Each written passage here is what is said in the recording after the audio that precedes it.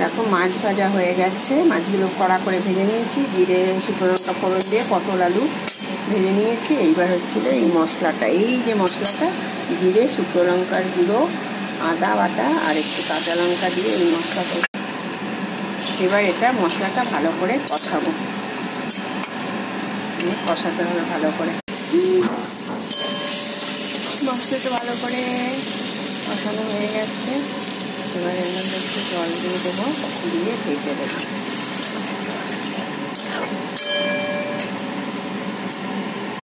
এই দেখো ঝোলটা ভালো করে ফুটে গেছে, এবারে এই মাছগুলো দিয়ে দিলাম,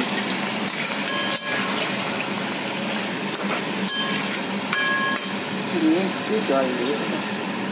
ব্যাস, আলু পটল দিয়ে রুই মাছের ঝোল কমপ্লিট। এবার একটু পিটুরি আর গরম মশলা দিয়ে দিলাম, তো ব্যাস অলমোস্ট ডান, আমার মাছের ঝোল রেডি।